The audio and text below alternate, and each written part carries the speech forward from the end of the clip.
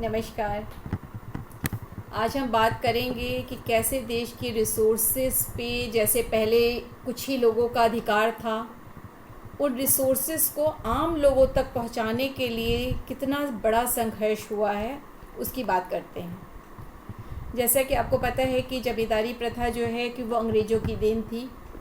वो गांवों से लगान वसूल करने के लिए उन्होंने उनको एक मध्यवर्ती बना रखा था कि वो उनके ज़रिए गांवों से लगान वसूल करते थे। लेकिन इसमें क्या था कि उस लगान को वसूल करने के लिए ज़मींदार बहुत अत्याचार करते थे गांव वालों पे। और वो किसान जो थे, उनके पास पैसा हो या ना हो, फसल हो या ना हो, उनका किसी भी तरीके से उनको लगान देना होता था। उनको कितनी बार कर्ज के जाल में फंसा के उनकी पीढ़ियाँ की पीढ़ियाँ बंधुआ मजदूर हो जाती थी। उनके खेत बेच दिए, मतलब एक्वायर कर लिए जाते थे। वो अपने ही खेतों पे मजदूर बन जाते थे। तो धीरे धीरे सारी संपत्ति जमींदारों के पास कलेक्ट होने लगी और सारे के सारे, और वो गांव के जो बाकी किसान थे वो बंधुआ मजदूर बनने लगे। तो धीरे धीरे करके जब एक थोड़ी सी चेतना जागृत हुई तो एक उनके मन में बड़ा असंतोष पैदा हुआ। तो एक बड़ा आंदोलन शुरू हुआ, कृषक आंदोलन। तो कांग्रेस ने उस समय वादा किया था, जब हमारा नेशनल मूवमेंट चल रहा था, कि जब देश को आज़ादी मिलेगी तो वो इस ज़मींदारी प्रथा को ख़त्म करेगी। आज़ादी मिलने के बाद कांग्रेस ने अपने इस वादे को निभाया और उसने जमींदारी प्रथा को ख़त्म करने के लिए वो डिफरेंट स्टेट्स में अलग अलग एक्ट लेके आई। तो इलाहाबाद हाई कोर्ट ने और नागपुर हाई कोर्ट, जो मध्य प्रदेश हाई कोर्ट बन गया है अब स्टेट रीऑर्गेनाइजेशन एक्ट के बाद, उसने क्या किया कि इन लैंड रिफॉर्म्स को अप्रूव कर दिया। लेकिन बिहार हाई कोर्ट ने लैंड रिफॉर्म्स को क्या किया, उसको क्वेश कर दिया, ये कहते हुए कि ये वो जो जमींदार लोग हैं उनका राइट टू प्रॉपर्टी है और ये उसका उल्लंघन है। सरकार जो है कि कुछ एक तो जमींदारी प्रथा को ख़त्म करके वो ये कह रही थी कि जिस ज़मीन पे जो आदमी खेती कर रहा है वो ज़मीन उसकी हो जाएगी। दूसरा उसने ये किया कि जो लोग, जो किसान मतलब जमींदार हैं या कोई भी जो बड़े बड़े लैंड ओनर्स हैं, उनको एक लिमिट फिक्स कर दी कि इससे ज़्यादा की ज़मीनें वो नहीं रख सकते। बाकी की ज़मीनें उनसे लेकर उसने लोग क्या किया, गरीबों को, किसानों को बांटनी शुरू कर दी, ताकि वो उसमें अपनी ज़मीनों के ऑनर बने और वो किसान बने और उस पर खेती करें। ये सब चीज़ें अब जब बिहार हाई कोर्ट ने इसको क्वेश कर दिया और ये कहा कि नहीं, ये ज़मींदारों की राइट टू प्रॉपर्टी का वायलेशन है, तो सरकार ने मजबूर होकर पहला अमेंडमेंट किया कॉन्स्टिट्यूशन में और उसमें 31A और 31B जोड़ा। 31A में कहा गया कि कोई भी जो लैंड रिफॉर्म्स किए जाएंगे उनको इस ग्राउंड पे इनवैलिड नहीं डिक्लेयर किया जाएगा कि वो फंडामेंटल राइट का वायलेशन है।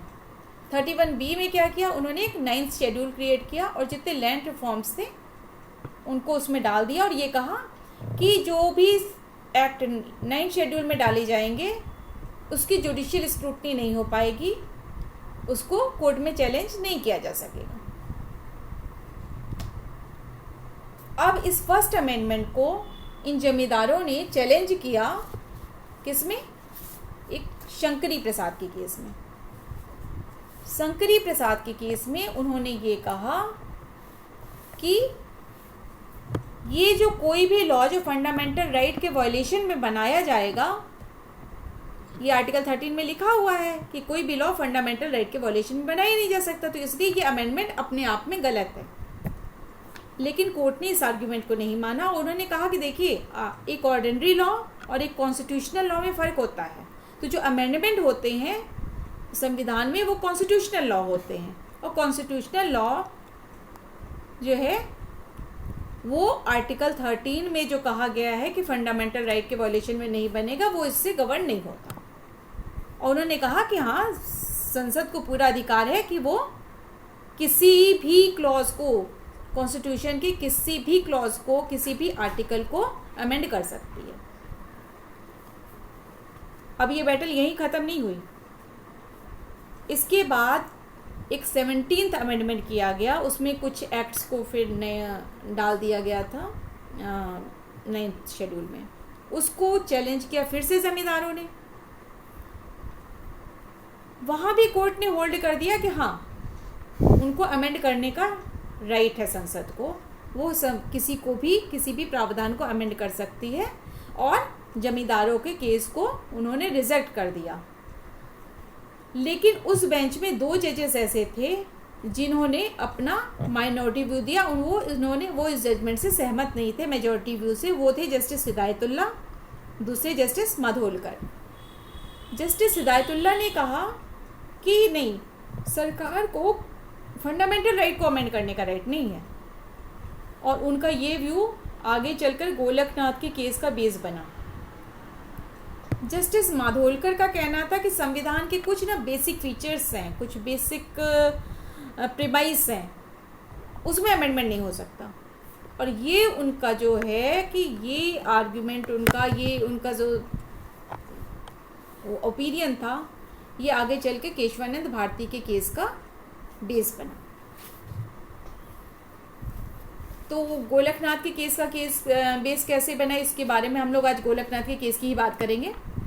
अब गोलकनाथ का जो केस था, गोलकनाथ जी जो थे, विलियम गोलकनाथ, वो एक पंजाब के बहुत बड़े लैंड ऑनर थे। उनके पास 500 एकड़ की प्रॉपर्टी थी पंजाब में। अब पंजाब में एक एक्ट बनाया गया था 1953 में, Punjab security and land tenure act.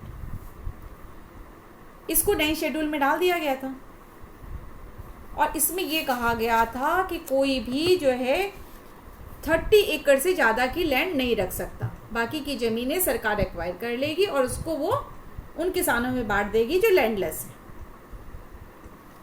इसको इन्होंने चैलेंज किया सुप्रीम कोर्ट में, उनके सन और ग्रैंडसन ने, और उन्होंने कहा कि ये हमारा जो है 19(1)(f) में राइट टू एक्वायर जो प्रॉपर्टी है उसका वायलेशन है, इक्वलिटी बिफोर लॉ है, उसका वायलेशन है। इसमें सरकार का क्या कहना था? सरकार का ये कहना था कि फंडामेंटल राइट्स तो ठीक है, लेकिन एक तरफ डायरेक्टिव प्रिंसिपल है। डायरेक्टिव प्रिंसिपल पार्ट 4 में है, उसमें कहा गया है कि आप जो है ना, रिसोर्सेज जो है वो कुछ ही लोगों में सीमित नहीं रहेंगे। देश की जो रिसोर्सेज हैं उस पर सभी का हक होना चाहिए, और उसको जो इनकम की इनइक्वालिटी है उसको कम करने का सरकार को कोशिश करनी होगी। अब उनका कहना था कि पिटिशनर का कहना था कि डायरेक्टिव प्रिंसिपल को तो कोर्ट में इन्फोर्स नहीं किया जा सकता। सरकार का कहना था कि इन्फोर्स इसलिए, ये प्रावधान इसलिए रखा गया है, डायरेक्टिव प्रिंसिपल्स भी इक्वली इम्पॉर्टेंट हैं फंडामेंटल राइट्स के, लेकिन उनको इन्फोर्स करने की बात इसलिए नहीं कही गई क्योंकि सरकार के पास उस समय रिसोर्सेज बहुत कम थे। तो वो अगर सारी चीज़ों को अगर वो मतलब कोर्ट के जरिए रिसोर्स वो लागू नहीं कराए जा सकते थे, क्योंकि सरकार के पास रिसोर्सेज की अवेलेबिलिटी नहीं थी उतनी। और ये कहा गया था कि जब जब रिसोर्सेज जैसे जैसे अवेलेबल होते जाएंगे वो भी फंडामेंटल राइट में कन्वर्ट होते जाएंगे। जैसा कि आपको पता है कि शुरू में राइट टू एजुकेशन जो था वो डायरेक्टिव प्रिंसिपल का पार्ट था, लेकिन जैसे ही सरकार को जो है उनके पास रिसोर्सेज आए, राइट टू एजुकेशन को क्या किया गया, फंडामेंटल राइट में डाल दिया गया। तो सरकार का कहना था कि वीकर सेक्शंस को आगे बढ़ाना, उन जो रिसोर्सलेस लोग हैं उनको रिसोर्सेज देना, सारी जो है कि संपत्ति कुछ लोग के पास ना सीमित रहे, ये देखना, ये भी सरकार का काम है। लेकिन सुप्रीम कोर्ट ने कहा कि नहीं, ये तो फंडामेंटल राइट का वायलेशन है, और आप जो है उनकी जो राइट टू प्रॉपर्टी है आप फंडामेंटल राइट में कोई भी अमेंडमेंट नहीं कर सकते। उनका ये कहना था कि अगर आप इस तरह से हम अमेंडमेंट करने की अनुमति दे देंगे तो आप सारे फंडामेंटल राइट्स में अमेंडमेंट कर देंगे, और आप क्या करेंगे, धीरे धीरे एक डेमोक्रेसी जो है वो एक तरीके से जो हमारे संविधान का डेमोक्रेटिक जो फीचर है वो ख़त्म हो जाएगा। एक बात कहनी थी इसमें कि फंडामेंटल राइट केवल बड़े बड़े लोगों ज़मींदारों के ही नहीं होते, फंडामेंटल राइट्स उनके भी थे जो उन्हीं ज़मीनों पे काम करते थे और अपनी ही ज़मीनों पे वो मज़दूरों की तरह काम करते थे। वो सारी मेहनत करके वो फसल उगाते थे और फिर भी उन ज़मीनों को अपना नहीं कह सकते थे। खैर, कोर्ट ने अपना ये व्यू किया। इसमें भी जो है 11 में से 6 जजेस इसमत के थे और 5 जजेस उनका व्यू अलग था। वो ये मानते थे कि नहीं, फंडामेंटल राइट्स को अमेंड किया जा सकता है और सरकार को जो कमज़ोर तबका है उसको भी रिसोर्सफुल बनाने के लिए ये करना ज़रूरी था। तो 5 जजेस इससे मतलब सरकार के एक्ट के फेवर में थे और 6 जजेस जो थे वो सरकार के एक्ट के विरोध में थे, लेकिन मेजॉरिटी थी, इसलिए गोलकनाथ में ये इस्टेब्लिश हो गया कि सरकार राइट टू प्रॉपर्टी के अंतर्गत इन लोगों की प्रॉपर्टी नहीं ले सकती। अब उसमें चीफ जस्टिस ने, उस समय अटॉर्नी जनरल साहब थे, नीलेश टी साहब थे, तो उनसे कहा अब आप एक प्रोस्पेक्टिव ओवर रूलिंग पे बहस करिए। अटॉर्नी जनरल साहब समझ गए, उन्होंने कहा सॉरी, हमको इस पे बहस नहीं करनी है। अब प्रोस्पेक्टिव ओवर रूलिंग क्या होती है? वो ये होती है कि जो भी कोई भी लॉ अगर आज की तारीख से क्वेश किया गया है तो उसके परसुएंस में पीछे जो भी एक्शंस हो चुके हैं वो इनवैलिडेट नहीं होंगे। इसका इफेक्ट केवल आगे होगा, मतलब आगे सरकार अब कोई प्रॉपर्टी नहीं एक्वायर कर पाएगी किसी की। वो उन्होंने इसलिए किया क्योंकि पिछले अगर कर देते तो फिर इतनी ज़मीनें उन्होंने जो है सरकार से मतलब जमींदारों से लेकर गरीबों में बांट दी थी। अब गरीबों से लेकर फिर सब जमींदारों को दी जाती, तो वो बड़ा एक होता है ना कि बड़ा प्रॉब्लम क्रिएट हो जाता। तो इन्होंने कहा कि ये प्रोस्पेक्टिव ओवर रूलिंग होगी। तो इस केस में देखा जाए तो गोलकनाथ जी को कुछ मिला नहीं, क्योंकि प्रोस्पेक्टिव ओवर रूलिंग थी और उनकी ज़मीन तो पहले ही ली जा चुकी थी। तो पिछले सारे एक्शंस को प्रोटेक्ट कर दिया गया और ये कहा आगे से नहीं ले सकते। अब आप कहेंगे कि ये जजमेंट बदलते क्यों रहते हैं, कोर्ट का व्यू बदलता क्यों रहता है? तो मैं आपसे कहूँ कि ये परसेप्शन होता है। जब किसी के सामने, किसी कोर्ट के सामने, किसी जज के सामने मामले जाते हैं तो जजेस का अपना दृष्टिकोण समस्या को क्या लेकर क्या है, उसी के आधार पर निर्णय होता है। इसी वजह से शंकरी प्रसाद के केस में, संजय सिंह के केस में जजेस ने मान लिया कि हमारी जो है कि संसद जो है वो किसी भी प्रावधान में कॉन्स्टिट्यूशन के किसी भी आर्टिकल को अमेंड कर सकती है।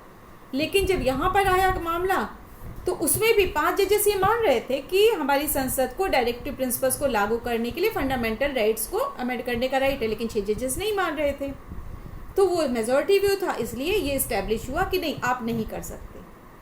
हालांकि ये भी बाद में बदला केशवानंद भारती के केस में, लेकिन प्रोस्पेक्टिव ओवर रूलिंग से बहुत बड़ा नुकसान होने से फिर भी बच गया था। मैं ये कहूँगी कि आगे एक आध केस ऐसे आए जिसमें प्रोस्पेक्टिव ओवर रूलिंग जब नहीं की गई तो बहुत बड़ी समस्याएं आई। उनके बारे में हम आपको अगली वीडियो में बताएंगे। नमस्कार।